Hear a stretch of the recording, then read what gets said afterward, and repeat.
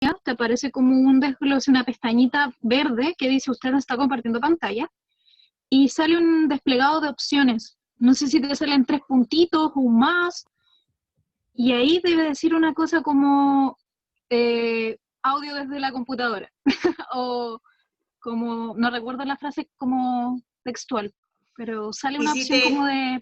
¿Y si te envío a ti el...? Tú ¿Podrías sabes, enviármelo? Alicia, tú ¿Podrías? sabes cuál es el ¿Perdón? de...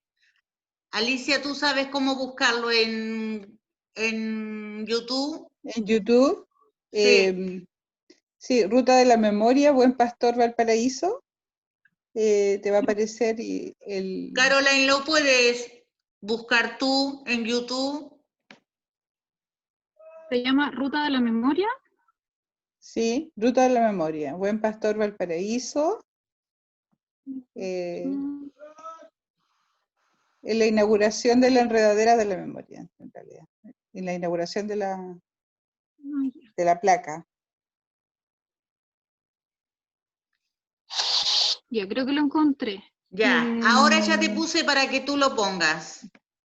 Pero que sale ahí Leslie Olivares, puede ser uno, que es una entrevista, Leslie Olivares, ¿te aparece?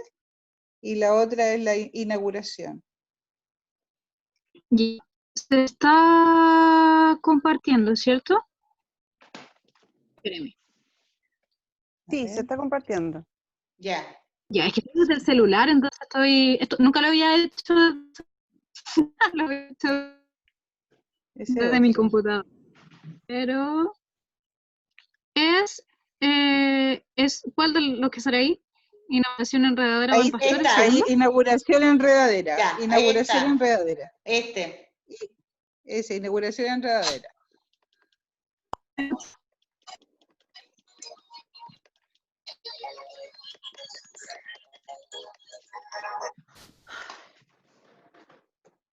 Ahí está.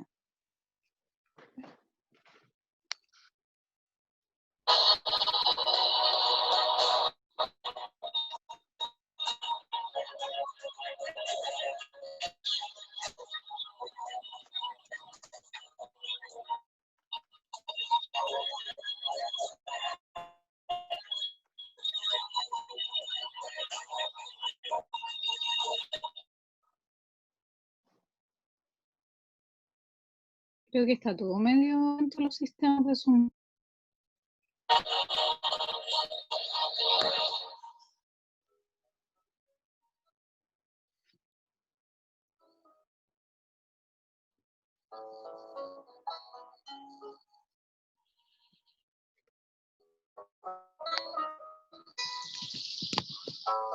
Hoy concluimos una actividad que fue realmente emotiva en el centro de la ciudad de Valparaíso, instalando el 9º memorial de la Enredadera de la Memoria, que marca esta ruta que hemos ido trazando paso a paso por toda la región de Valparaíso.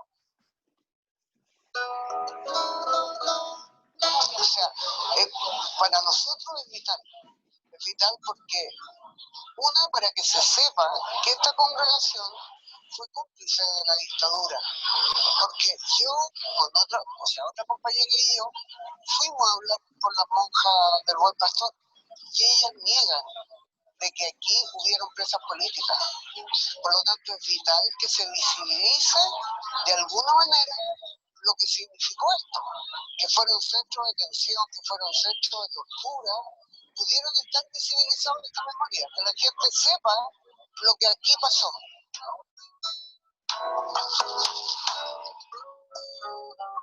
Una gran ceremonia muy concurrida, con alta convocatoria, con mucha emotividad, sobre todo de parte de los compañeros que fueron parte, que estuvieron en lo que fue la cárcel de mujeres del Buen Pastor de Valparaíso, que es hoy ya considerado un sitio de memoria.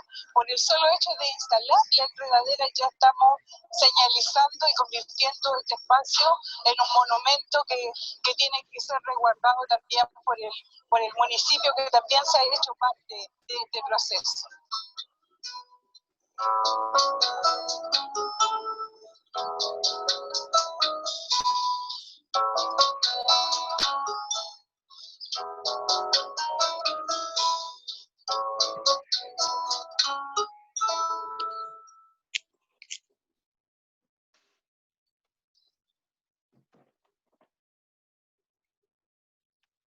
¿Se vio bien?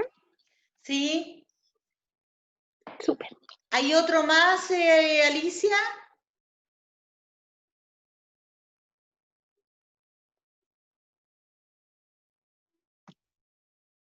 ¿Está muteado tu micrófono?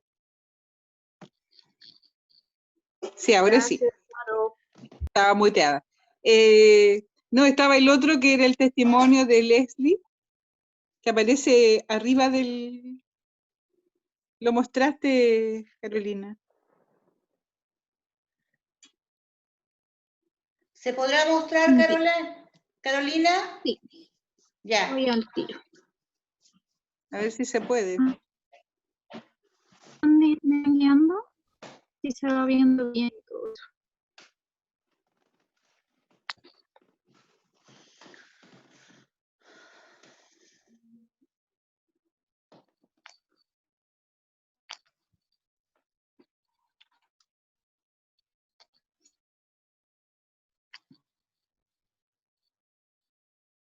Es el primero, ¿no? El de Sí. Leslie Olivares, ¿no es cierto, Alicia? Sí, exactamente. Ese. Ya.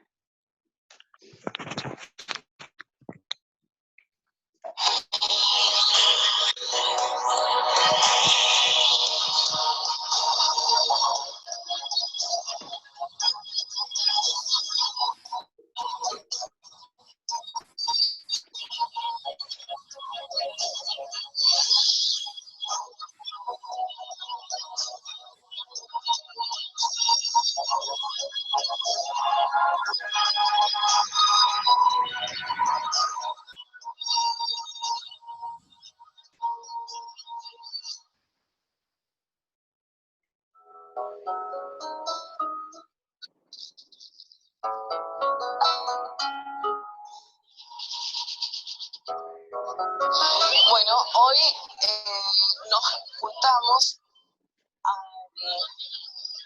colocar, digamos, esta placa como sitio de memoria en la recuperación de lo que fue la cárcel de mujeres del Buen Pastor de Valparaíso, que era administrada junto con los gendarmes, pero bueno, que no quedaba nada. Esto estaba acá en el número 2614, que hoy día ya no está.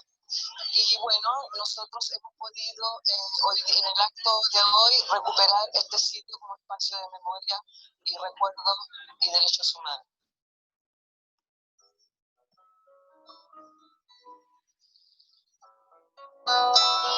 Estuve acá en este lugar, en el Buen Pastor, cuando fue sonado como cárcel.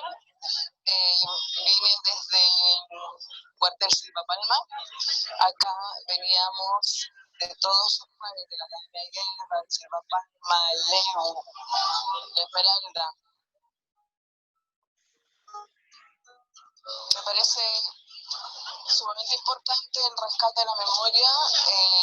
Quisiéramos que fuera mucho más masivo toda esta actividad, que ojalá podamos, que ojalá estas huellas que vamos dejando sirvan para realmente promover en la juventud el tema de memoria y derechos humanos. Ojalá sea una materia en el colegio, en la secundaria, y pensamos que este acto simbólico de hoy, de recuperar este sitio, este espacio, sirva para eso, como dijimos un poco en el acto, ¿no? Creo que el ver algo, una cosa material, concreta, tiene que ayudar digamos, a promover esta cultura por los derechos humanos y la memoria. Aunque no solamente eso, ¿no? O sea, se requiere políticas públicas al respecto, se requiere mucho trabajo. Pero tener una huella, algo concreto, me parece que ayuda.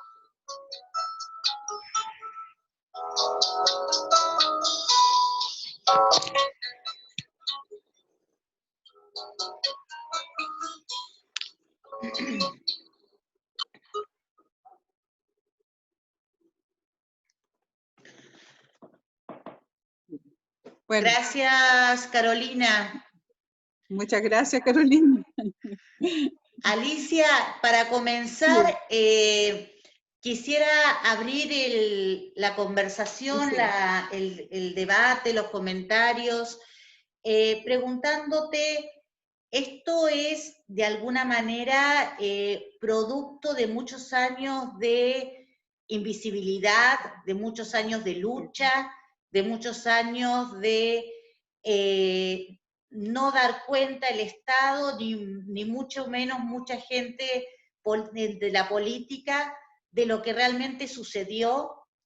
Y bueno, tuve también la suerte de poder estar ahí contigo en ese momento, y la idea es contarles cómo estos videos forman parte de un relato de memoria. Tú como protagonista de toda una historia anterior, como protagonista de una vida de luchas y de consecuencias, que te ha llevado en esta lucha permanente, sos un ejemplo de este relato de memoria al que queremos llegar. Cuéntanos un poquito cómo fue esa trayectoria, no solamente como presidenta de la Organización de Derechos Humanos en Valparaíso, sino además como expresa política. ¿Cómo fue ese trayecto? Bueno, decirte que para nosotros fue un trabajo de muchos años, que ha significado dificultades enormes, porque tal como tú lo expresas, Vane, ha habido una invisibilización, un negacionismo constante acerca de lo que ocurrió. O sea, hay que considerar que los hechos que provocan esta instalación, este video que recién vimos, son hechos originados a partir del 11 de septiembre de 1973. Y que dan cuenta incluso de un proceso anterior. Ya este año se cumplen 50 años de lo que fue el gobierno de la Unidad Popular, que fue abortado a sangre y fuego por la dictadura cívico-militar. Nosotros siempre destacamos eso de cívico-militar, por cuanto no fueron solo los uniformados, sino que también hubo un gran componente de los sectores de la oligarquía, del latifundio, de los sectores económicos que en connivencia con el imperialismo norteamericano provocaron este golpe de Estado en Chile, y que también son los responsables de los golpes de Estado que también ocurrieron durante la época en varios países de Latinoamérica, ¿ya? Con la siguiente deuda de torturados, detenidos desaparecidos y ejecutados políticos. Es decir, estamos hablando de hechos que son tremendas llagas en la conciencia de nuestros países, y que indudablemente a quienes fuimos parte protagonistas de estos sucesos nos motivan con mucha fuerza a hacer todo un proceso personal que tiene que ver mucho con esto de reconstruir la memoria, ¿ya? Partiendo, digamos, por las definiciones clásicas de lo que es memoria, que cuando te dicen memoria, según la RAE, es la capacidad de recordar, que es tener buena memoria, o más bien el conjunto de imágenes que tú puedes, que te queden en la retina, y eso es como los recuerdos o la capacidad retentiva, ¿no? Pero claramente acá se trata no solamente de la función cerebral de la memoria, sino que estamos hablando de los procesos, digamos, del entorno, digamos, de la memoria social o la memoria colectiva, que entre todos vamos forjándola para poder resignificar efectivamente esos contenidos. Para nosotros, por ejemplo, como expresas políticas yo estuve en el cuartel Silva Palma, que está ahí en Playa Ancha. Nosotras, varias de las presas que estuvimos en distintas épocas, tanto en el Silva Palma como en la cárcel de Valparaíso, la cárcel de mujeres, nos juntamos a través de los años, nos seguimos viendo, en cierta forma, y a pesar de las diferencias incluso que teníamos en aquella época, y que incluso se mantienen en el sentido de algunas visiones políticas o ideológicas, pero el haber pasado por esta situación tan fuerte, creó entre nosotras lazos indisolubles, que permanecen con mucha fuerza, porque en la práctica teníamos que apañarnos unas a otras después de las sesiones de tortura. O sea, de esa cosa fuerte estamos hablando, ¿no?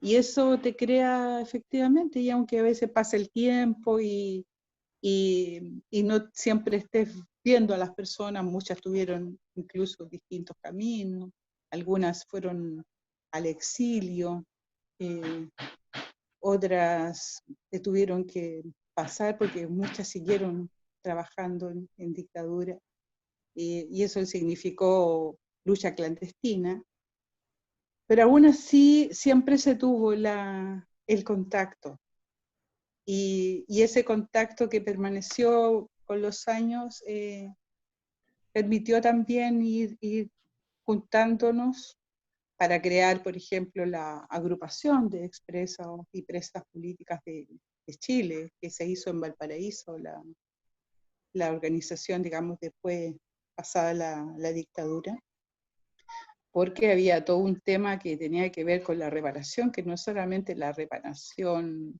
monetaria, sino que también la reparación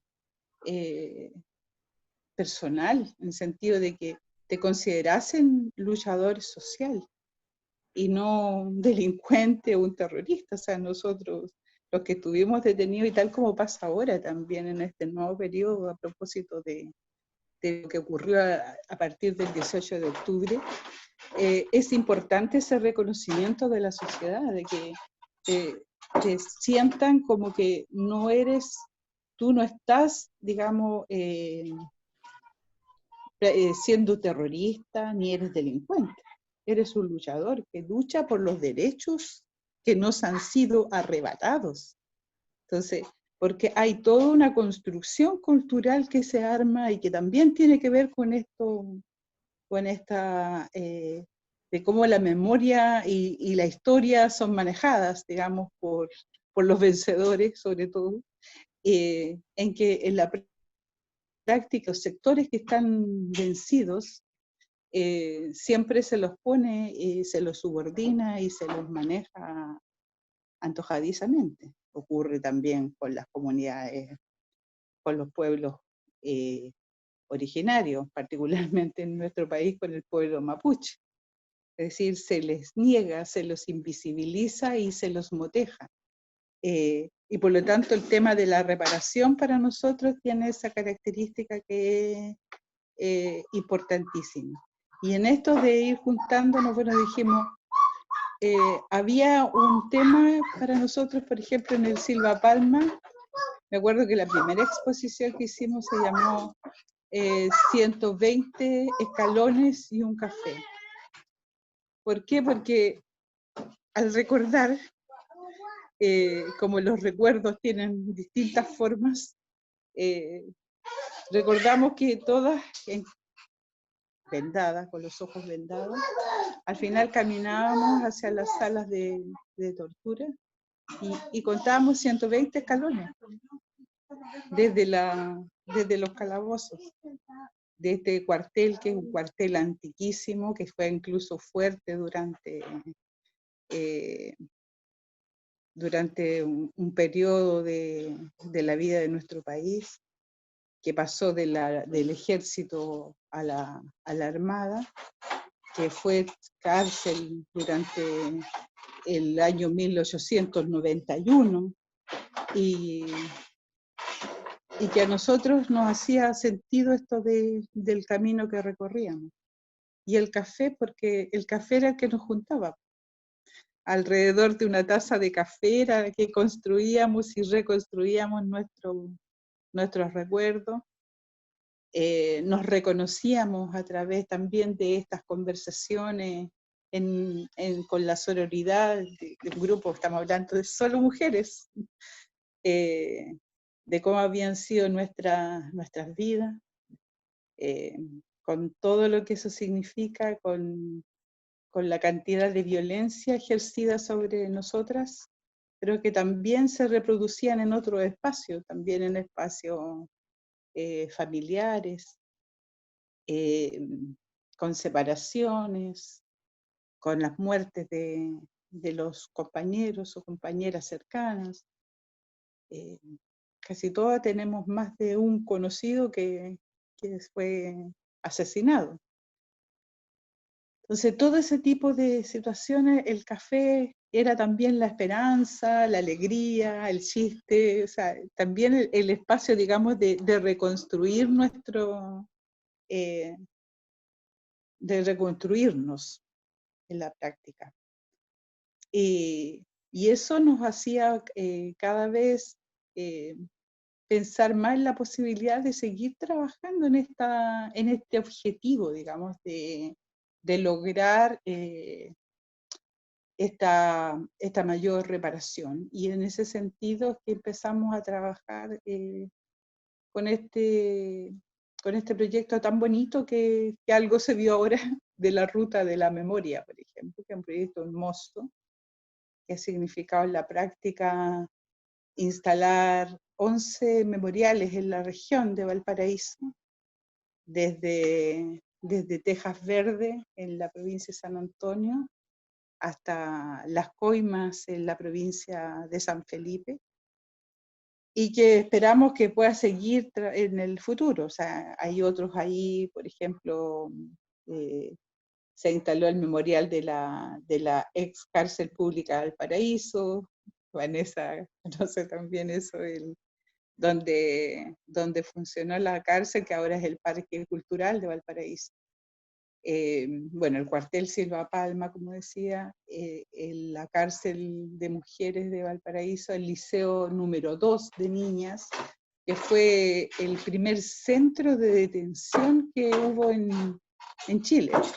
Así, porque fue la madrugada del 11 de septiembre que detuvieron, porque el golpe de Estado empezó por Valparaíso, la Armada se sublevó primero, y por lo tanto ellos salieron a detener inmediatamente en la noche a quienes estaban en los distintos diarios o locales partidarios de quienes sustentaban el gobierno de Salvador Allende.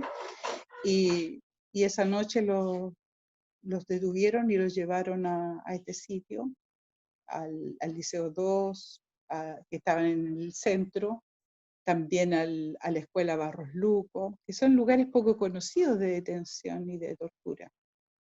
Y por cierto, los buques cárceles, que son más conocidos, digamos, porque se ha hablado más de ellos, aunque aún falta profundizar más en las historias particulares de cada uno, pero son mucho más conocidos, lo que sucedió en la Esmeralda, en el Lebu, que era un barco que era para ser ya dado de baja y que quedó anclado en el molo de Valparaíso, y los otros barcos que fueron los que transportaron prisioneros, como el Maipo, por ejemplo, el Andalien, que fueron buques que transportaron prisioneros políticos desde la zona central del país hasta el norte, y que hay serios indicios más bien de que de allí se fueron arrojados también muchos compañeros al mar durante ese tiempo. Es decir, hay toda una historia, el negacionismo es enorme, que está allí, y que nosotros, en nuestro sentido, es lograr de que se conozca suficientemente. Pero además, por el hecho de ser mujeres, y casi todas haber adquirido esta visión, una postura más feminista, a la cual la mayoría de mis compañeras expresas adscriben, empezamos también a reflexionar en torno a lo que sucedió con la prisión política, particularmente de las mujeres, y a esta violencia de las mujeres, que es la violencia de género, que que se perpetúa, pero que además en el caso particular de esta violencia de Estado, tiene una característica que también se señala con mucha frecuencia entre quienes problematizan, digamos, estas situaciones, de considerar a la mujer, casi, bueno, a través de la historia ha sido así también, de considerar siempre a la mujer como un botín de guerra. Y en la práctica, el cuerpo, la cuerpa de las mujeres es un objeto, digamos, que puede ser usado y abusado sin ninguna, o sea, sin que nadie pueda señalar nada distinto o que pueda decir eso no se hace, sobre todo de quienes son parte de los organismos represivos, de los perpetradores de estas brutalidades, de estos crímenes. Y es por eso que, por ejemplo, en el caso de la detención política de mujeres, el abuso sexual es muy común, muy común.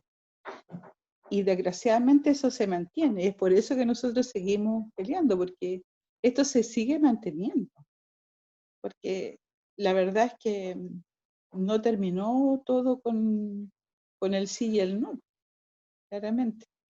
De hecho, en este país se planteó como que los derechos humanos en el año 90 habían dejado de existir, en circunstancias que se siguieron violentando. Pero más aún, nos encontramos con que a las múltiples intervenciones de quienes salen a manifestarse en la lucha por sus derechos, se actúa de la misma forma, porque la impunidad sigue existiendo.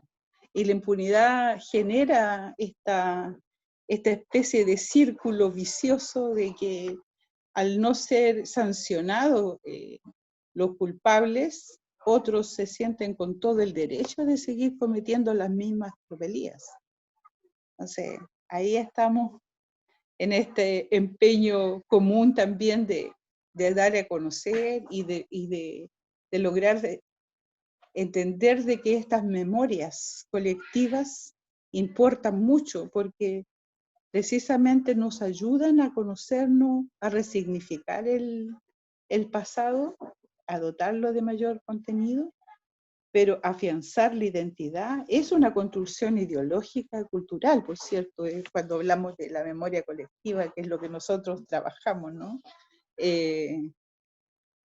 Pero que nos permite también entender, sin que eso signifique repetir mecánicamente, pero entender los procesos para que efectivamente los mismos que torturaron ayer, en cierta forma son los que torturan hoy. No serán los mismos con nombres y apellidos, pero es la misma ideología detrás, esto del enemigo interno, por ejemplo. Entonces, ese tipo de situaciones para nosotros es sumamente necesaria de abordarla. Y por eso que este espacio es muy rico, porque creo que de esa manera también nosotras nos vamos entendiendo y construyendo, porque claro, no todos han tenido tal vez la misma vida, ¿no? Pero todos hemos tenido en nuestras vidas situaciones que son complejas y Claro que situaciones sí. que no, a las cuales tenemos que hacer frente, y por eso que para nosotros el trabajar la resiliencia es una cuestión fundamental, porque la única forma es pararnos y poder salir más airosa, digamos, de todo. Porque además el hecho de que no te borren la sonrisa de la cara es como el mayor triunfo que pueden tener. Con mi compañera siempre decimos eso cuando nos juntamos, el que nos podamos todavía reír, abrazar, y creemos que es un triunfo para nosotros. Es decir, no nos han derrotado porque seguimos firmes. No sé si hay alguien que quiera hacer, porque aquí en este es un proceso de aprendizaje Claro que sí, pues yo pasé constante. por cosas, no cosas como las terribles que tú pasaste, pero yo también era adolescente en ese tiempo, cuando vino la dictadura. Así que uno Ya. vio desaparecer gente, desaparecieron compañeros de colegio. Tuvimos compañeros presos que los íbamos a visitar, que podíamos por lo menos ir a visitarlos. Pero la generación nuestra, yo egresé el 75 del colegio, Ya. pasó por eso y quedamos marcados para siempre. Claro Quedamos que marcados sí. para siempre. Uno lo sufrió, no, gracias a Dios no tuve ningún detenido desaparecido en mi familia, pero a mi casa llegaron los militares y buscando armas. Hicieron hoyos en el patio porque mi papá era dirigente deportivo, pero como era dirigente y sabían sus ideales políticos, entraron a mi casa y hicieron hoyos en el patio buscando armas. Yo tenía 15 años, entonces para mí fue una cosa que nunca más en mi vida me voy a olvidar. Y aparte de los jóvenes, que eran los soldados que estaban haciéndolo, porque eran unos niños chicos que estaban más asustados que nosotros mismos. Si yo tenía 15, ellos tenían 18. Entonces, era una cosa Exactamente. impresionante. Sí. Me impacta, Alicia, tu calma y la paz con que relatas todo, porque en general uno reacciona a la violencia en forma reactiva. Entonces, como tanta violencia ejercida contra todas estas personas, y aún así no reaccionar de forma violenta es una cosa que me impresiona enormemente. Y esa paz que transmites al conversarlo, al hablarlo, al relatarlo, me encanta. Así que eso puedo decir. Sí. ¿Alguna de ustedes quisiera hacer algunas preguntas? No olvidando que el objetivo también es poder, como bien lo dice Alicia, reconstruir desde varias situaciones que cada una de nosotras pudo haber pasado y cuál es el proceso de llegar a un relato de memoria. Yo sé que van a surgir quizá algunas preguntas respecto a la experiencia que ha tenido Alicia, pero no olvidar también que ese proceso que ella ha realizado también nos indica esa templanza, esa valentía, ese coraje de lo que es hoy Alicia, una mujer súper consciente y que quizá esa tranquilidad a la que tú aducías, Angeline, tiene que ver con eso, con esa valentía, con ese coraje, con asumir ese proceso y llegar a ser la mujer que soy. Entonces, quizá algunos comentarios o preguntas que puedan surgir, también volcándolos a cómo podemos realizar estos relatos de memoria. ¿Quién quiere comenzar a hacer algún comentario? A mí me gustaría... ¿Alguien habló, parece? Ah, no sé yo. ¿Se escucha? ¿Quién es? Bárbara. Hola. ¿Se escucha? Sí, se escucha, Bárbara. Ya, ok. Mira, en primer lugar a mí encuentro súper, no sé cuál sería la palabra correcta, destacable, importante la labor que hacen en visibilizar en una sociedad que aparentemente es como que está muy interesada en hacer el efecto contrario.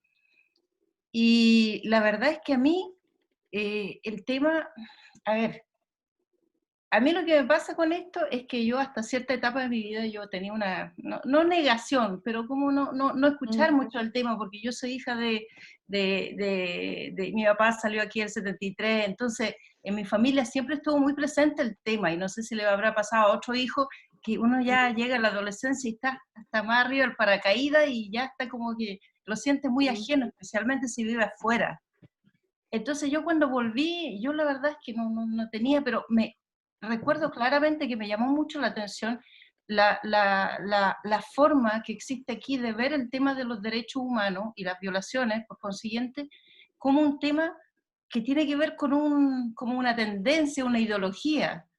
Y yo decía, pero es que, o sea, esta cuestión no tiene que ver con colores políticos, me parecía insólito.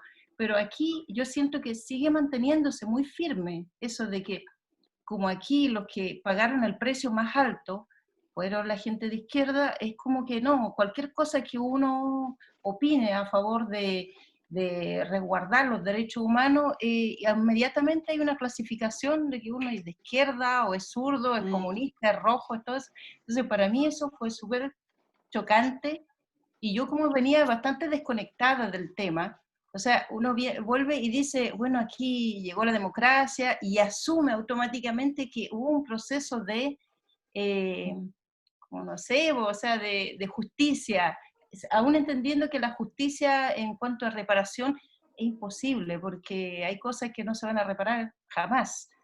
Pero por lo menos, o sea, yo cuando empecé a ver casos de cuando se hacía la funa a las personas que, o sea, encontrarse con una persona, un torturador en la calle, para mí, aún hoy, después de haber visto tanto, me parece algo tan como sacado de la realidad.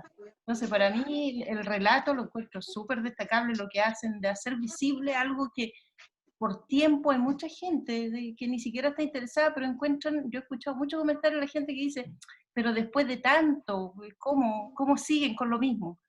Y uno dice, chuta, si a mí me hubiese tocado así tan de cerca, porque claro, irse afuera también tiene otros costos, pero no se compara.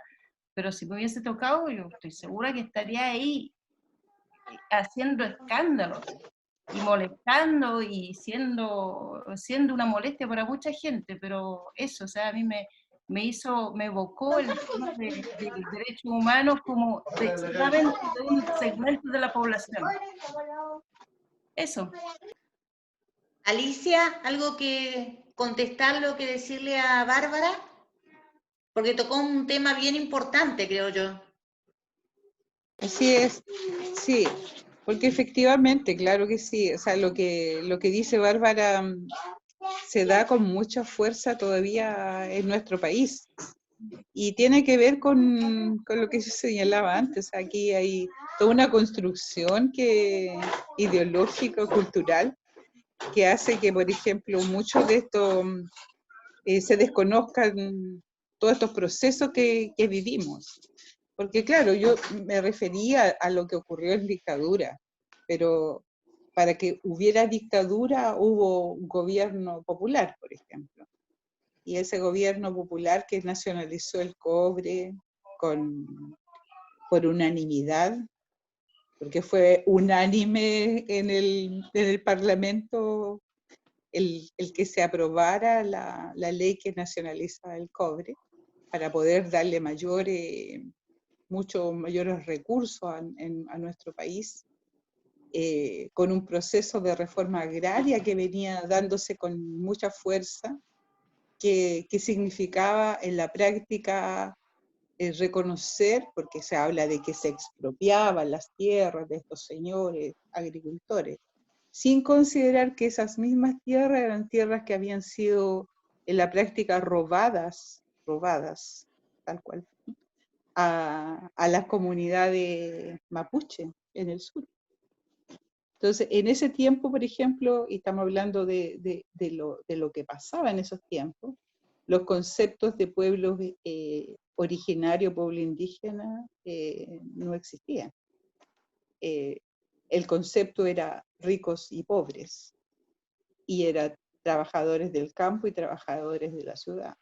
Entonces, cuando se hablaba de devolver las tierras, se trataba de hacer productivas las tierras en asentamientos de campesinos que eran de origen mapuche, que fueron los que estuvieron en los asentamientos campesinos y que lograron que esas tierras fueran productivas.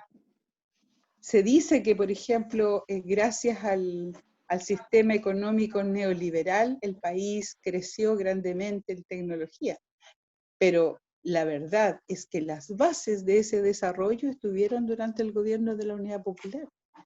Y eso no es porque lo diga yo, que podría ser alguien afín y que por lo tanto mi opinión no sería muy objetiva. Estoy hablando de economistas que han estudiado el tema, que no son precisamente gente que son, digamos, de la misma línea de quienes estuvieron ahí durante el gobierno de la Unidad Popular, que reconocen, por ejemplo, esto. Porque el problema ahí es que se les daba a las comunidades, se las arrojaba cada vez a lugares más alejados, y eso significaba en la práctica condenarlos a la miseria y al hambre. Si la recuperación de tierra de los mapuches ahora, y por eso digo y le hago la relación con ese tiempo, tiene que ver con un tema de subsistencia,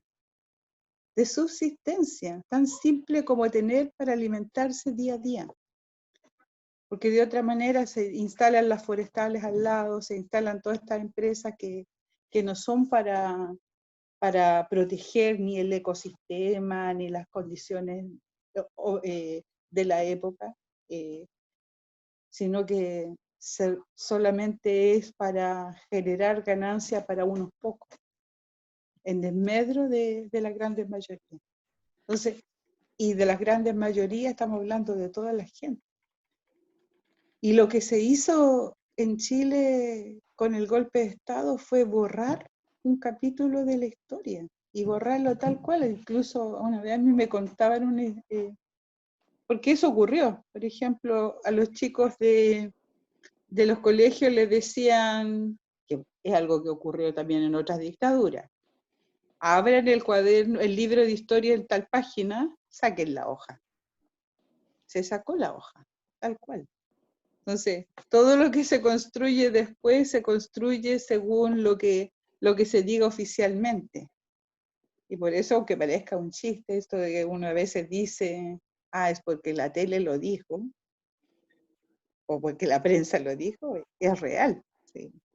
Sí, la construcción, digamos, y la manipulación de los medios de comunicación y de los medios ideológicos es fortísima.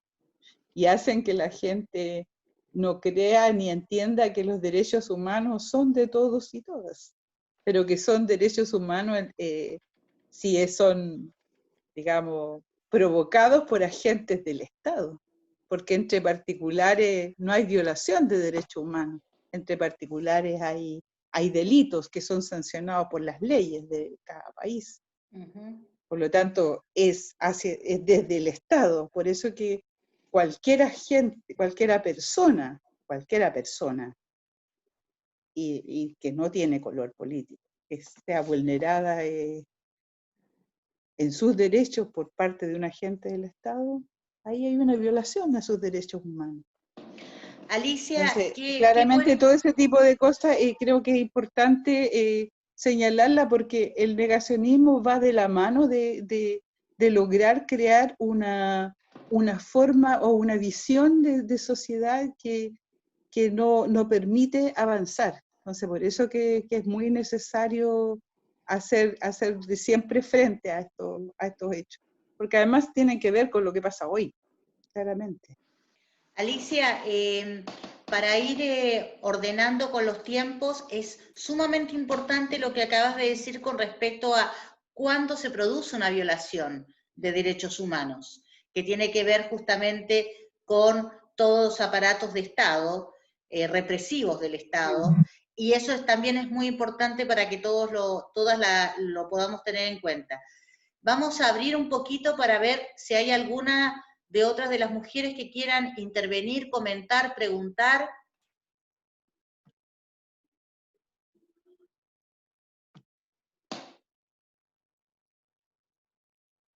No sé, ¿alguna?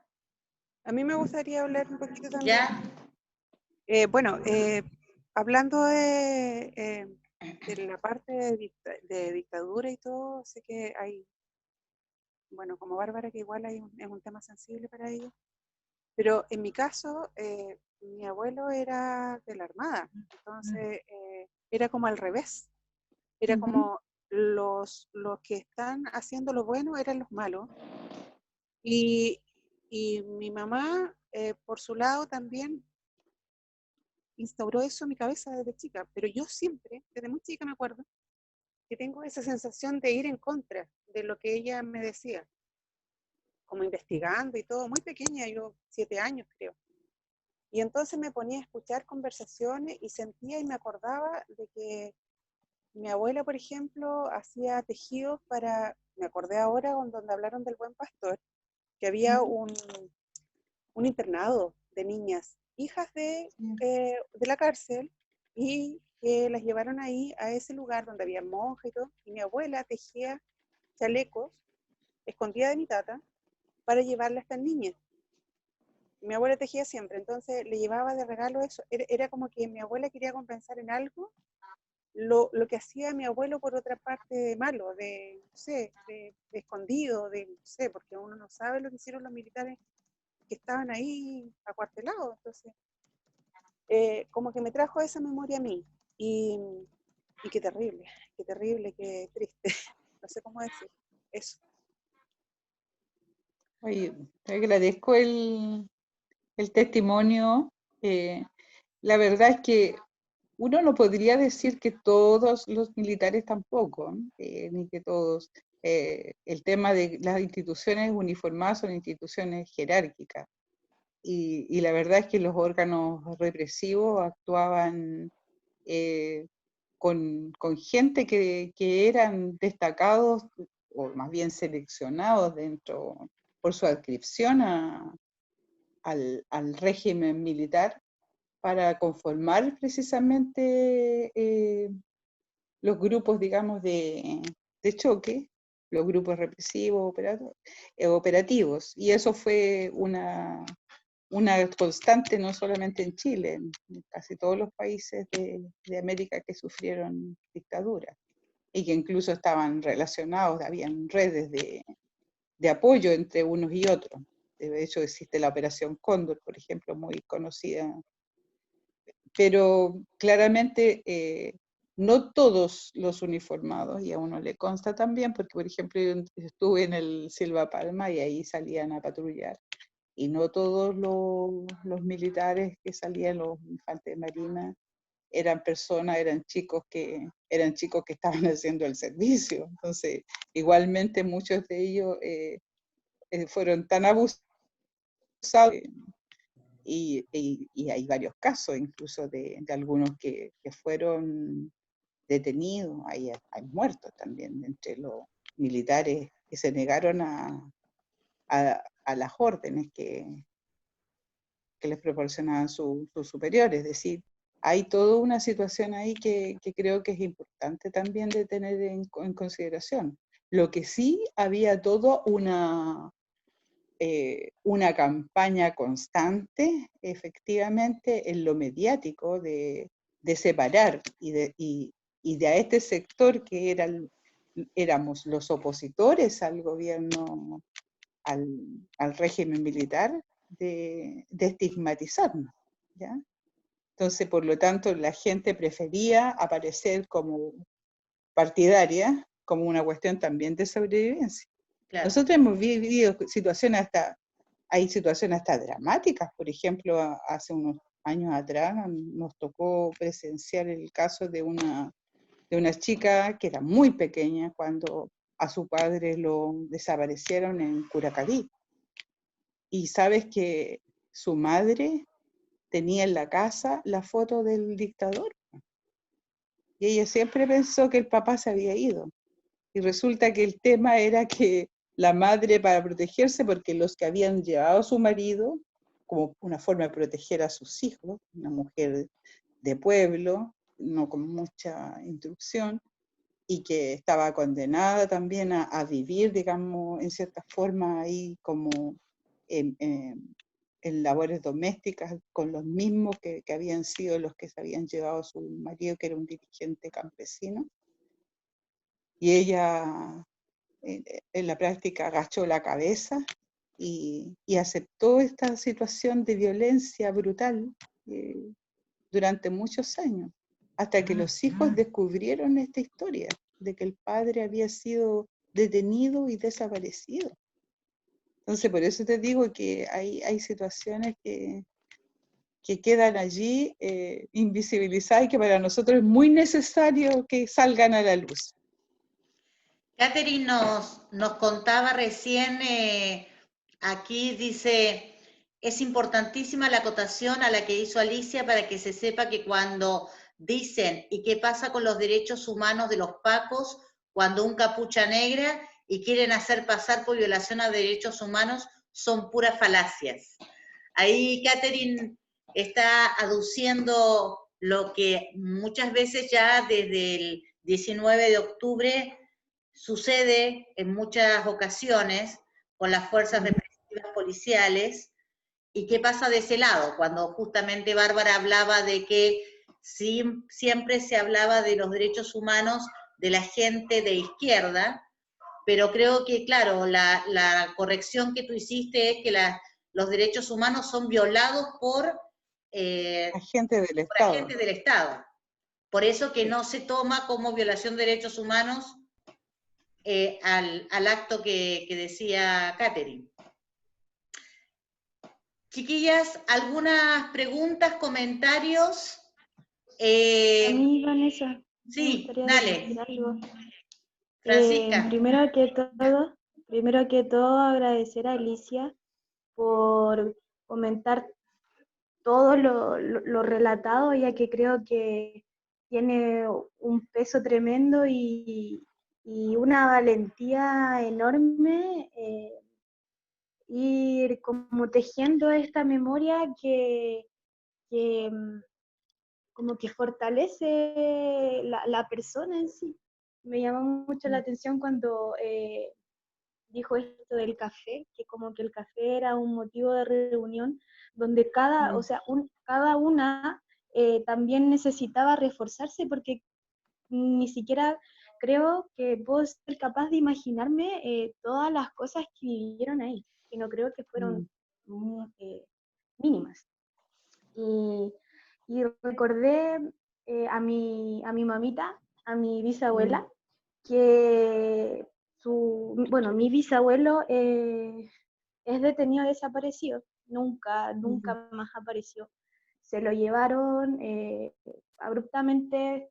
De hecho, mi mamita lo único que me contó fue que estaban tomando tecito y golpearon fuerte llamando a mi bisabuelo, y él sale y lo agarran y nunca más apareció. Entonces, cuando yo en mis clases de media, a mí me enseñaron este periodo de dictadura como el régimen militar. Y cuando dice como que el profe éticamente no tiene que como mostrar su lado político, mi profe era como muy muy anarquista, la verdad de las cosas. Entonces él se generaban muchos conflictos porque tenía compañeros que eran hijos de militares, hijos de carabineros y hijos de familias que, bueno, de alguna forma se puede decir que fueron beneficiados en la dictadura. Entonces yo empecé a investigar mucho porque mi mamá siempre nos habló sobre cómo fueron realmente las cosas, claramente desde la posición de lo que pasó con nuestro bisabuelo. Cuando yo en momentos cuando iba a visitar a mi mamita, le preguntaba qué había pasado, y ella se resistía, bueno, hasta el último día de su vida a contar cómo fueron las cosas. Solamente lo que nos relataba era eso, cuando desapareció de Tatita. Entonces, esto como de recobrar la memoria, de hablar, de no sé, de escribir o expresarlo de alguna forma, también viene como una forma de sanación, porque a ella siempre, cuando ella decía, no, yo no quiero, siempre era con la voz que estaba tiritona, como se le dice, con los ojos llenos de lágrimas, porque claro, se fue su amado, el padre de su hijo, y ella bloqueó todo tema. De hecho, cuando surgían ciertos temas sobre la dictadura. Ella, bueno, como dueña de casa también, ponía mano firme de que aquí no se hablaba del tema y no se hablaba nada más. Y si quería hablar, te paráis de la mesa o te vais de la casa. Así de firme era. Entonces, ¿por qué comento esto? Porque a mí también me pasa, desde que empezamos el taller de memoria, que me cuesta mucho plasmar en una hoja en blanco mis memorias, que son las más dolorosas. De hecho, lo que le envié a Vanessa fueron muchos intentos, porque también tengo ese miedo de ser leída también, de ser leída, porque ni siquiera yo me quiero leer, entonces que otro me lea me genera mucho conflicto. Entonces, ¿cómo empezar de una manera, no sé cómo decirlo, quizás sutil o amable con una misma para empezar a, a darle vida a tu memoria, para también zanjar cosas, porque no me gustaría, no sé, cuando yo esté más grande y mi bebé, no sé, ya tenga como mi edad, y me pregunte ciertas cosas que han pasado, y sobre todo el tema de lo que estamos viviendo ahora como país, porque más encima mi hija nació el 18 de octubre. Oh, Entonces me genera mucho ruido esto, sobre todo este taller en particular, porque me le da como vida a cosas que en realidad no es que no han estado, sino que las he tenido como anestesiadas. Entonces, es como lo que les estoy dando, lo que les estoy interviniendo y compartiendo con ustedes, con ustedes, compañeras, es que es como un comentario y también una pregunta de cómo empezar a tejer esta memoria con los altos y bajos, porque tampoco todo es tan terrible, ¿cierto? La vida también tiene cosas muy hermosas. Por supuesto, pues claro que sí. Y toda esa sonrisa que tiene usted, que es muy linda y que también se nota de mucha luz. Eso. Sí, hermoso. Muchas gracias, Francisca, por tu comentario. Muchas gracias. Sí, qué hermoso lo de Francisca. Porque además... Es lo importante, pues, Vanessa, Sí, no, efectivamente, si la vida también es bella, no es solo el título de una película. No, aunque tenga, claro, aunque tenga además dijo algo situaciones dolorosas. muy importante que tiene que ver con el cómo comenzamos esta trayectoria de dar cuenta de las cosas, y qué difícil es que ponerlo en un papel o que otro te lea. Me quedó muy, muy grabada la frase que dijo Francisca, porque exactamente es un trabajo de años, es un trabajo de recorridos, de situaciones, de personajes que nos vamos encontrando en el camino, y que eso muchas veces motiva o llama a empezar a escribir. No es un hecho muy común empezar a hacerlo. Y hay comentarios acá en este chat que hablaban justamente también de lo mismo, de cómo uno comienza a reconstruir a partir de sus ancestras, sus vínculos, quizá porque, no sé, hija de un carabinero, y tener la duda de saber cómo habrá sido la vida de ese carabinero, si pertenecía a algún centro de tortura o no. O sea, va uno comenzando a preguntarse y a develar cosas. Y ahí yo creo que también es un trabajo muy álgido, ¿verdad? Sí, es importante ir reconstruyendo, porque en realidad lo que somos en cierta forma un conjunto en nosotros, digamos, se conjugan una serie de factores. Lo que fueron nuestras ancestras, cómo nos marcó lo que vivimos en nuestro entorno, además de lo que nosotros mismos vamos construyendo y de con quienes vamos relacionándonos también a través de la vida. Y eso hace que que sea tan, tan bonito también, porque efectivamente uno dice, claro, mucha gente y algunas de las compañeras acá decía, claro, hay situaciones marcadoras en la vida de una, situaciones muy violentas, muy brutales, pero que también te hacen descubrir a otras con las cuales tú compartes. Gente bella, y gente otras que no han tenido la misma experiencia, pero que también te contribuyen y te alimentan en cierta forma con su experiencia, con sus saberes, con su forma de ver la vida. Entonces, uno al final es resultante de todo eso y los relatos que uno va construyendo en cierta forma tienen ese enfoque, ¿no?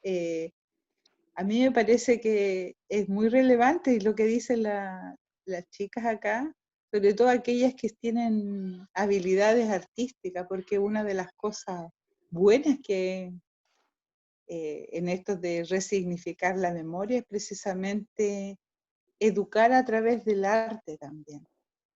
La música, la poesía,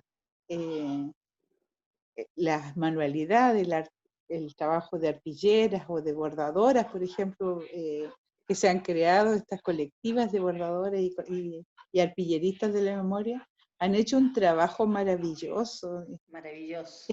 Que ha generado, por ejemplo, el poder ir, porque al final de cuentas cuando tú te juntas, y como les ocurre a ustedes acá en este espacio, que son espacios que son invaluables, porque nos permiten juntarnos, nos permiten hacernos cariñitos en la práctica, pero también ir generando algo muy valioso que es la construcción colectiva, porque son de distintos territorios, de distintas edades, pero tienen en común ser mujeres ávidas de saberes, ávidas de ambiente, de afectos, de procurarse y prodigarse afecto, y eso es lo rico, pero yo lo siento, a pesar de esta cosa telemática, yo percibo esa afectividad que está aquí latente entre todas.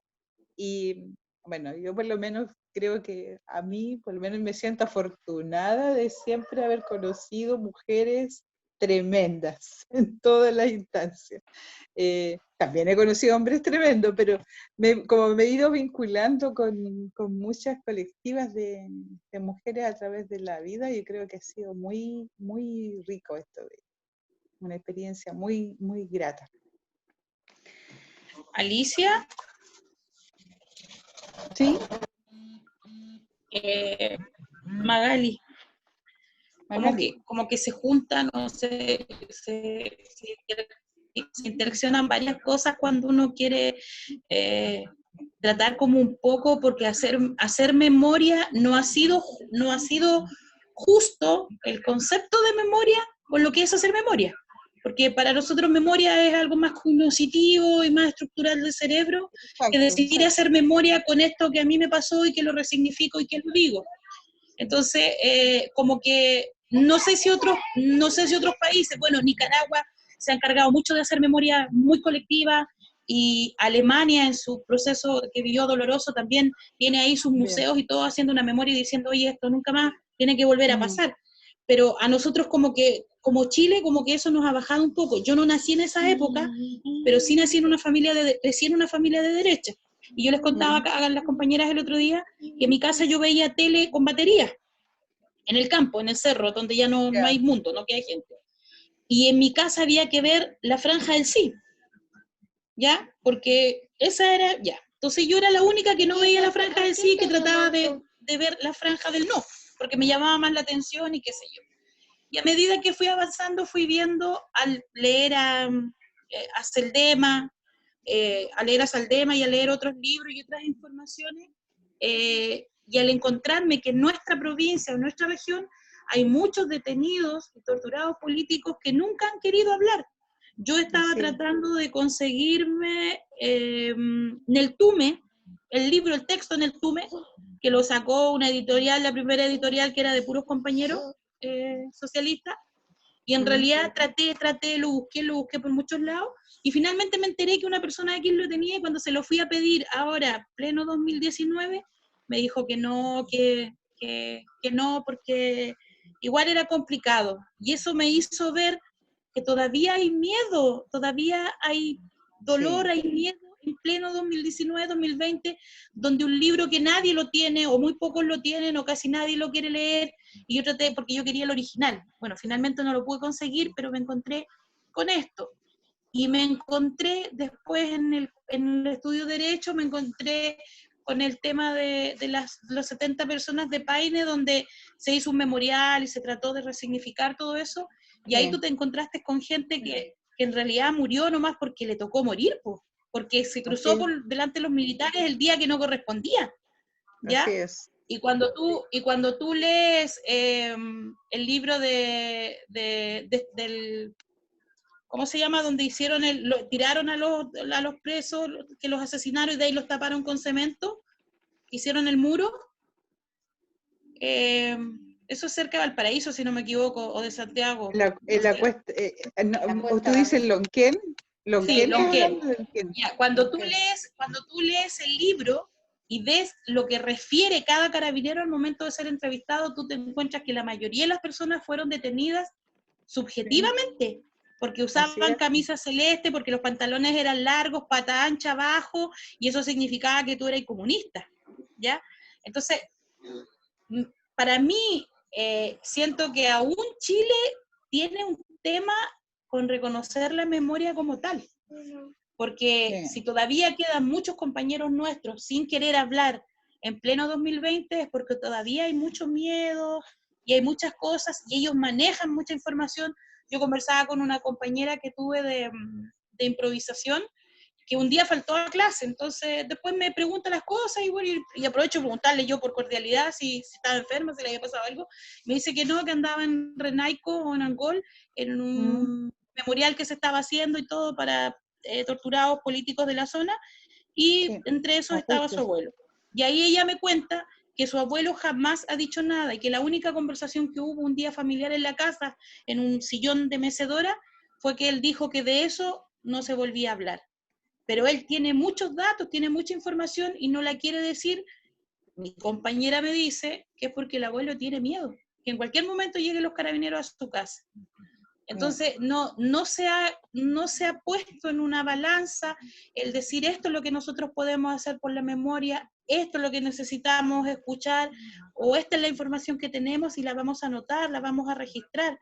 Yo veía hace como 2 o 3 días atrás un reportaje del Museo de Angol de una persona que en el gobierno militar lo llamaron y le dijeron, oye, van a quemar documentos de puesto interno, de bienes nacionales, y él los arrancó todos para la casa y los tiene en la casa y ahí tiene todas las ventas de terrenos ilegales que se hicieron y tiene todo en su casa y nadie le ayuda a ir a leerlo ni a ordenarlo. Y a él se le ocurrió acarrear de noche desde la notaría a su casa la documentación. Entonces ahí hay mucha información también súper valiosa. Y la memoria no se ha resignificado realmente como se debe resignificar, siento yo. Porque hay algunos que han hablado y que han contado, pero hay una cantidad de personas también que no han dicho nada y que tienen harta información. Así es. Entonces, quizás nuestra pregunta también con lo que vemos con Vanessa es ¿cuánto aportamos nosotros a la memoria? ¿O cómo respetamos nosotros la memoria? Porque una compañera decía recién ahí, oye, hace tanto rato ya, hombre, ¿qué pasó esto? Y digo, sí, pues hace tanto rato que pasó, pero no te mataron a ti un familiar, a ti no te mataron tu mamá, a ti no te mataron tu papá, o es como cuando uno habla, a mí se me murió un hijo de 5 meses, embarazada, y fue terrible. Entonces yo siempre respetaba mucho la muerte de un hijo, pero no hacía mayor comentario. Hoy día yo no voy donde una mujer que se le murió un hijo y le digo cuánto lo siente, porque en realidad eso no se siente. Yo soy incapaz de ponerme en el lugar de otra persona con la muerte de un hijo. A mí no me lo entregaron, no me dejaron velarlo, yo sí que no tuve ningún debido proceso. Entonces, creo que nos falta todavía, Alicia, ponernos en los zapatos del otro. Así y que la es. memoria, no sé, pues tenga otra otra mirada, más de lo cognoscitivo y de la evaluación de CI y de lo que los expertos en educación especial decimos. Eso me pasa. Sí, de acuerdo, Gracias, Magalí. Alejandra. Gracias, Alejandra, Magalí. Alejandra Magalí. Sí, quedan tan solo y lamentablemente en un tema tan importante y tan interesante, quedan tan solo 20 minutos. Me gustaría que las que hasta ahora no han hablado, Paola, Paula, Carolina Calderón, Kenita, vayan pudiendo comentar en breve algo que les haya surgido de esta conversación, para que después podamos tener unos 5 minutos para que podamos cerrar con Alicia. ¿Alguna quiere comenzar? Yo quiero decir algo. Espérame, que tengo aquí. Sí, es que tenía la cámara apagada porque mi internet está medio fallando. Tengo 3 cosas que comentar y como comentar, preguntar. Una es que me pasó que en un momento que admiro mucho en el fondo la forma en la que tú expresas las cosas y me gustaría en verdad saber cómo fue tu proceso para transformar toda esa rabia o todo, porque no sé, me imagino que ahora logras hablar desde este lugar, me imagino que debe haberse transitado un lugar como muy oscuro, muy intenso, muy caótico, para poder transformarlo en todo lo que ahora nos estás expresando, como que no sé cómo hacer esta pregunta sin generar como algo como, porque es súper intensa, es súper profunda en el fondo y es súper personal, entonces también la dejo abierta por si nos quieres comentar. Y lo otro que quería también preguntarte era si tú has sentido como con respecto a, es que me pasó que yo soy de Santiago y acá en Santiago, en la comunidad de Macul, hay un ex centro de tortura que se llama La Venda Sexy. Sí. Quizás no la conoces. Y bueno, yo tuve la posibilidad de, en otra instancia, conversar también con una mujer muy bacán, que es una luchadora también, que hasta el día de hoy hace resistencia y lucha como tú, que fue expresa política de La Venda Sexy. Y ella nos comentaba como que no solo tienes que posicionar esta lucha dentro como de los derechos humanos, sino que en particular, siendo mujer, porque dentro de los mismos como compañeros que también habían sido torturados o presos políticos, estoy hablando de hombres en el fondo, había una cosa en que no reconocían que los delitos y los abusos que habían sido cometidos con las mujeres tenían otro grado que ni siquiera ellos dimensionaban, porque ellos no sufrieron delitos sexuales o no sufrieron ciertos delitos o abusos como no sé, como el que al perro que entrenaron para violar a las mujeres en La Venda Sexy, por ejemplo.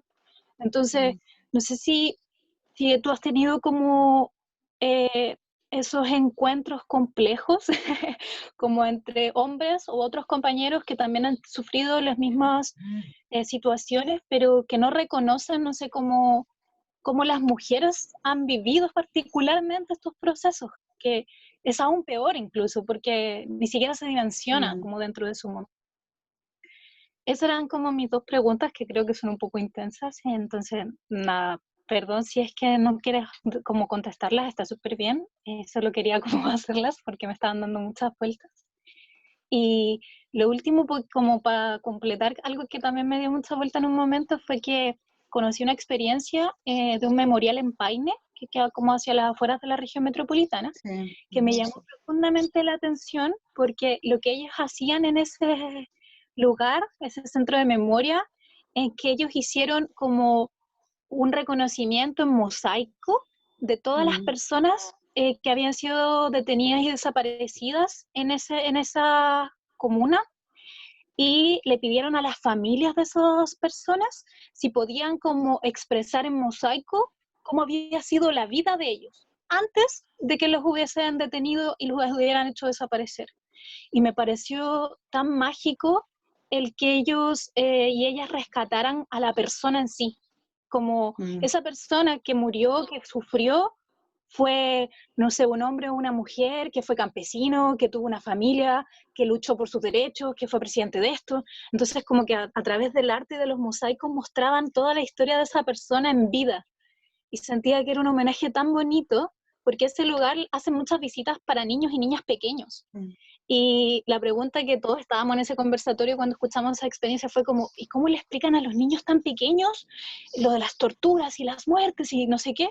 Y ellos nos decían, es que los niños no te preguntan eso, porque ellos en verdad quieren saber de la persona, como que preguntan qué significa eso, o qué está haciendo en ese mosaico, como que somos nosotros los que los tiramos desde ese lugar de inmediato, y no los reconocemos como seres antes. Entonces, nada, lo quería compartir, porque fue una experiencia que a mí me llegó mucho cuando la conocí. Eso, perdón si me extendí, y muchas gracias por compartirnos como todo tú. Gracias, Carolina. Bueno, yo quería, no sé si hay otras palabras. ¿Hay alguien más? Paola, Fran, ¿alguien más que quiera preguntar algo o comentar? Que no lo Bueno, haya yo hecho.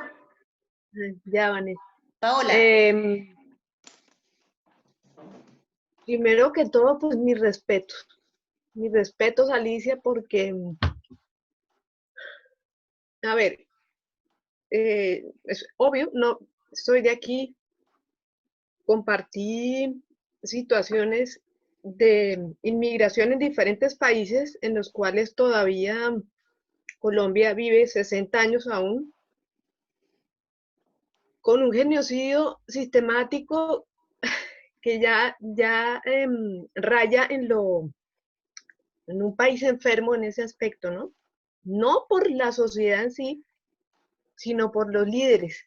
Hay muchos líderes sociales, muchas mujeres sociales, líderes que hoy día prácticamente desaparecieron. Colombia es el país en todo el mundo que tiene más muertes en ese aspecto, sencillamente por no callar, cosa que me parece muy curioso cuando llegué a este país y notaba que la gente era extremadamente agresiva y no entendía por qué,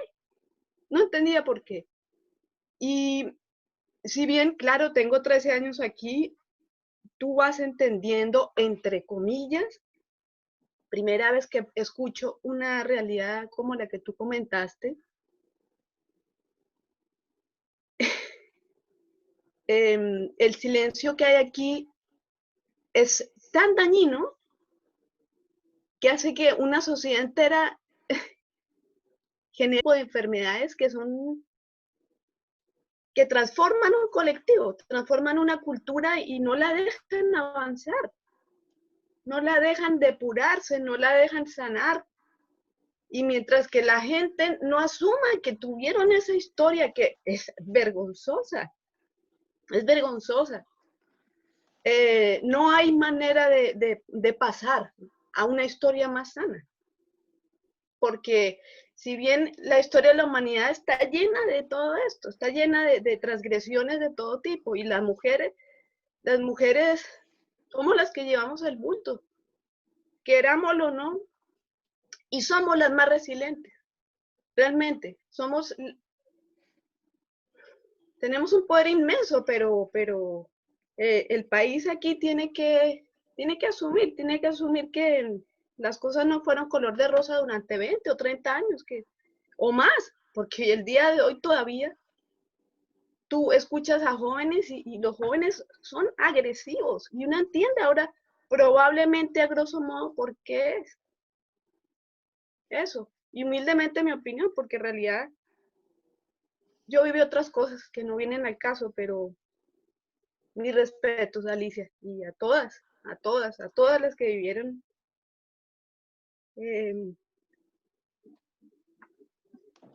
Gracias, Paola. Muchas gracias. Gracias.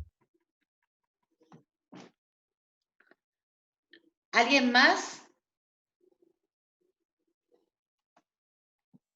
Hoy siempre se pelean por hablar, pero hoy estamos Quizá también es bueno escucharnos en silencio a cada una, porque también el silencio dice muchas cosas, o nos ayuda a reflexionar sobre muchas cosas.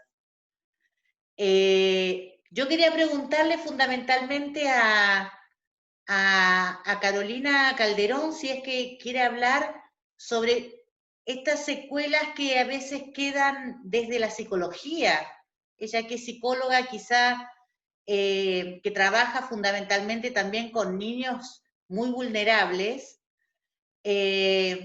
aduciendo lo que hablaba un poco Paola con el tema de la agresividad, si está vinculado también a eso.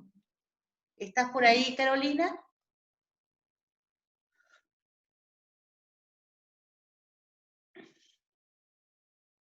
Está en mute, Carolina. Ay, ¿ahora sí? Sí, ahora sí. Bueno, yo justamente ahora estoy haciendo un diplomado en trauma complejo, en donde estamos viendo como todas estas temáticas.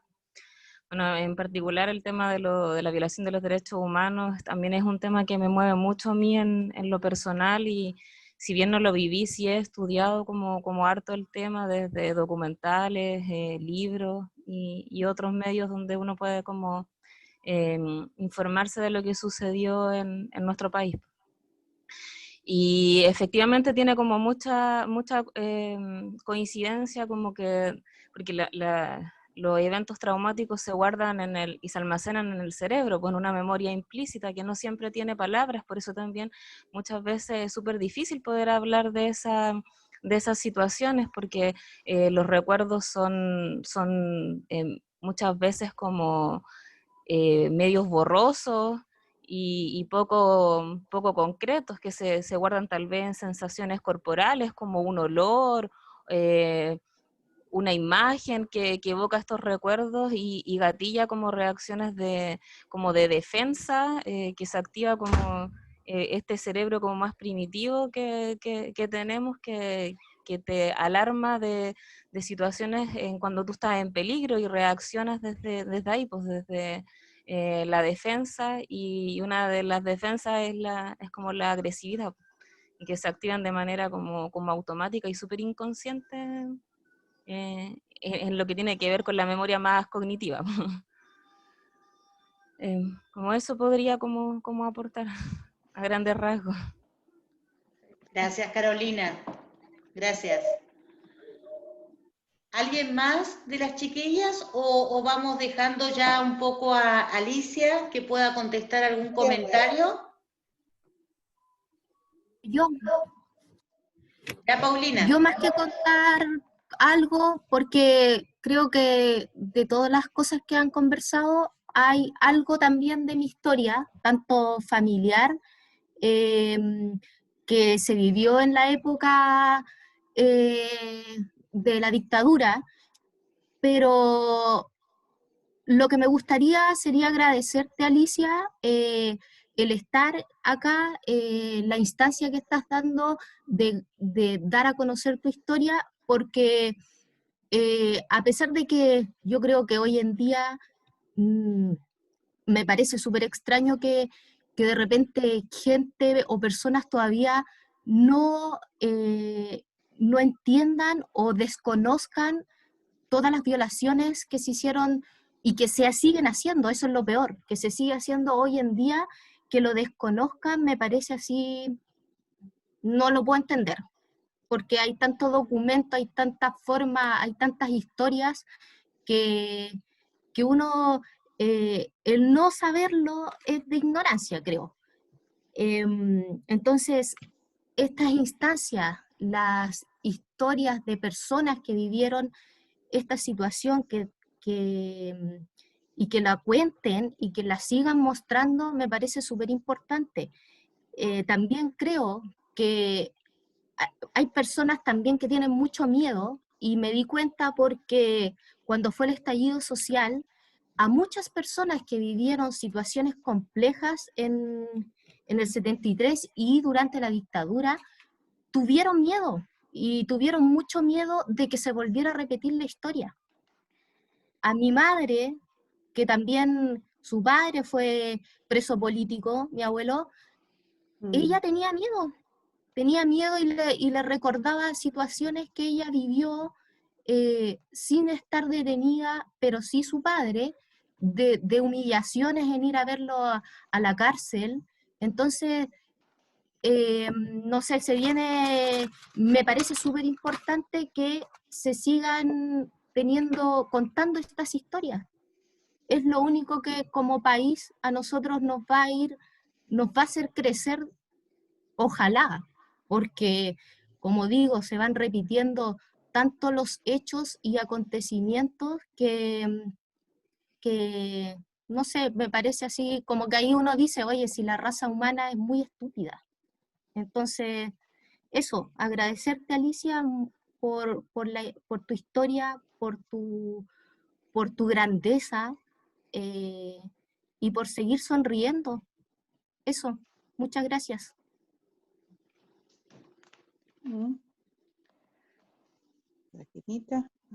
Alicia, lamentablemente nos quedan muy pocos minutos, pero la idea es que tú puedas concluir con esto, dar una respuesta quizá a los comentarios, a los últimos comentarios, eso fundamentalmente. Bueno, sí. A mí me parecieron muy importantes las reflexiones que hicieron la mayoría de ustedes, a todas las que intervinieron. Me pareció fantástico porque igual nos permite también en cierta forma insumarnos mucho más datos, más información en esto de poder ir almacenando y logrando efectivamente que resignificar la historia. Porque incluso detalles, ¿no? Que me parecen como súper interesantes cuando dicen mi familia era de derecha, o qué se sabe, por ejemplo, de los casos que no eran gente activos partidarios del gobierno de la Unidad Popular, y claro, porque eso te empieza a hacer andar, digamos, estos mecanismos de la memoria, y efectivamente hay una cantidad de niños asesinados en dictadura. ¿Qué tenían los niños? Eran solo niños, niños que tenían derecho solo a ser felices y que fueron brutalmente asesinados, hasta bebés de meses, como un caso en Chillán. Es decir, tuvo indudablemente un sesgo y un ideológico muy marcado, pero claramente también en esta violencia, en este terrorismo de Estado que ocurrió en nuestro país, también cayeron muchos y también fueron detenidos muchos y muchas que no tenían ninguna afiliación a ningún movimiento ni partido político alguno. Y de esas memorias poco se habla, como aquí se conversaba, y creo que eso es un desafío que tenemos todavía.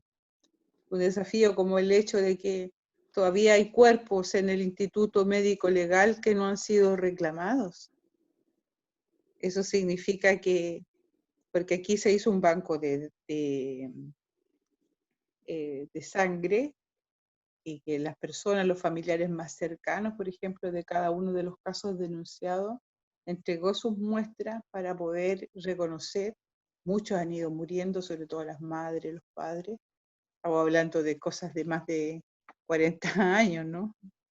Y sin embargo, en esos casos, y ellos lo hicieron con el propósito de que si aparecían los cuerpos pudiesen ser reconocidos.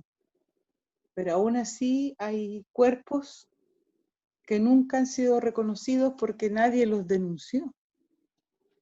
Y eso también responde un poco a las inquietudes que manifestaba algunos de ustedes. Es decir, hay situaciones de negacionismo en el sentido de tratar de olvidar aquella etapa de la historia que tanto daño nos hizo y que volvió, digamos, con crudeza cuando se instala, por ejemplo, en el mes de octubre el estado de excepción, el toque de queda y todo lo que ello conllevó. O sea, la cantidad de personas, tal como aquí se manifestaba, que en la práctica se revictimizaron, enorme, sobre todo en los casos de los sobrevivientes de la prisión política.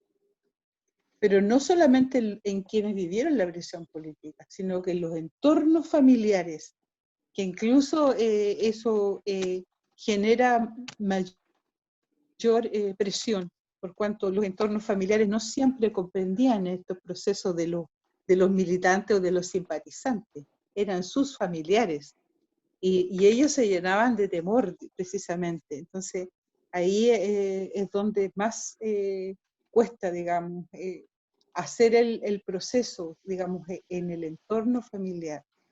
Y porque además los programas de reparación en nuestro país son programas que han sido en la práctica cercenados y que no tienen esta impronta de reconocer al grupo familiar de la persona afectada como beneficiario, o sea, son beneficiarios, pero entendiendo de que es necesario lograr en la práctica contener a todo el grupo. Y porque además, y que me parece muy interesante lo que acotaba Carolina, Carolina creo que fue, sobre algunos aspectos. Porque efectivamente el tema de sentir la diferencia o de sentir, por ejemplo, esta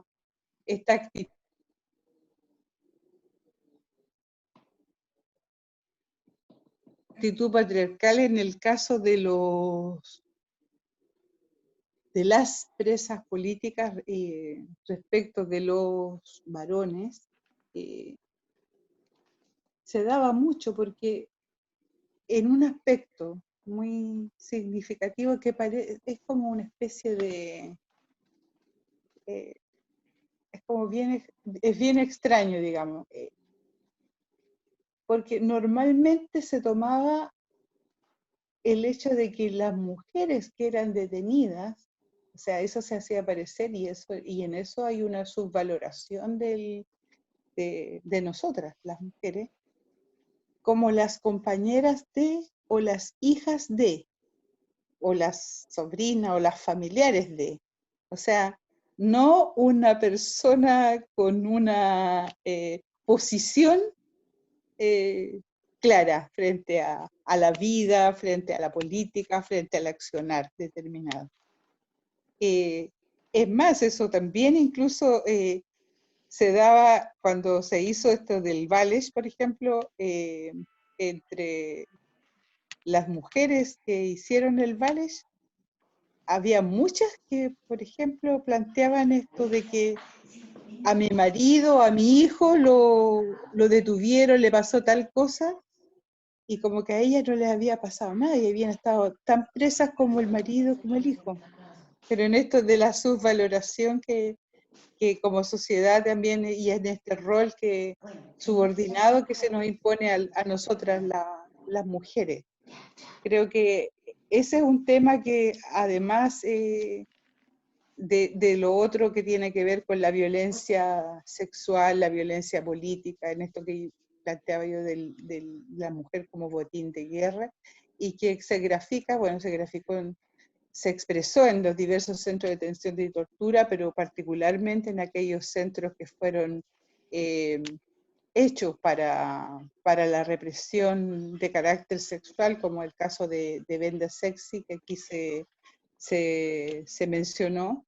Claramente ahí la situación es seguir denunciando el abuso constante y esta subvaloración respecto de nosotras. Creo que ahí también hay mucho que avanzar y todavía es un desafío pendiente. Decir que que en esto de ir construyendo memoria y de ir aportando a este proceso del relato colectivo, para nosotras, que participamos en organizaciones de derechos humanos, tiene una visión de futuro. O sea, nosotros lo hacemos no por el afán de vivir del pasado, sino que para lograr que efectivamente estos sueños de una sociedad distinta, una sociedad mejor para todos y todas, se pueda efectivamente concretar. Y porque creemos que luchar contra estos enclaves de terrorismo de Estado, esto de ver a los otros como enemigo interno, es fundamental para que avance el movimiento popular en cualquier parte. Porque antes, y ya lo vimos en la calle, ya lo vimos ahora, lo estamos viendo. Si no logramos derrotar esta construcción ideológica, es muy difícil cambiar la sociedad. Tenemos que cambiar, digamos, la visión respecto de los órganos de poder. Eso, Alicia, Vanessa, muchas gracias. Alicia, me parece fantástico, porque bueno, yo sé que eres una mujer bacana y realmente por eso también te quería traer para que el resto de las participantes del entramado puedan apreciar, como dije en un principio, tu valentía, tu trayectoria, tu coraje y tu consecuencia, porque lo que tú hablas fundamentalmente es, si seguimos en esto, es para cambiar la sociedad en la que estamos. Y la mejor manera de hacerlo es dando testimonio, utilizando la memoria, haciendo estas charlas que tú haces y además enseñándole a las generaciones futuras. El año pasado tuvimos la gran oportunidad de trabajar con el Liceo 2 de Valparaíso, en el que tú y otros compañeros y también yo estuvimos en esa ruta de la memoria con esos estudiantes, y eso es parte de estas rutas, de estos caminos, de estas trayectorias que debemos recorrer pasito a pasito, ¿ya? Así que creo que hay mucha también, recomiendo un libro, los que dijeron no. Hay un libro importante también cuando tú hablabas de que había militares que habían dicho no, y los famosos marinos constitucionalistas. Hay un libro que lo tengo acá que se llama Los que dijeron no, los que dijimos no. De Magazine, sí. Exactamente, de Magazine. Y es importante también poder decir eso. Agradecerte, pero infinitamente, el estar presente, Alicia, el siempre entregar esa sonrisa, esa paz, no sé, esa templanza que tú tienes para poder relatar y para poder hacer conciencia también de lo que se necesita, de lo que tenemos que aprender como sociedad, como mujeres. Así que agradecerte y darte un gran aplauso. Gracias. Gracias. Gracias a ustedes, gracias. Yo me voy llenita de cariño y además los aportes de todas son muy valiosos. Bueno, un beso muy grande y ya esto en algún minuto, ahora cuando se arregle el canal de YouTube, lo estaremos compartiendo. ¿Sí? No. Pero bueno, así que un abrazo muy, muy grande y muchas gracias. Un abrazo, Alicia, muchas gracias. Cariño. Cariño, muchas gracias. Chao, que estén bien. Chao. Chao, gracias, Chao.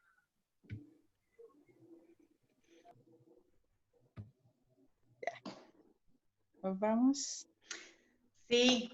Bueno, yo hablo después un ratito contigo o mañana. Mañana, sí. Ya, me están llamando. Ya, que esté muy bien. Chao.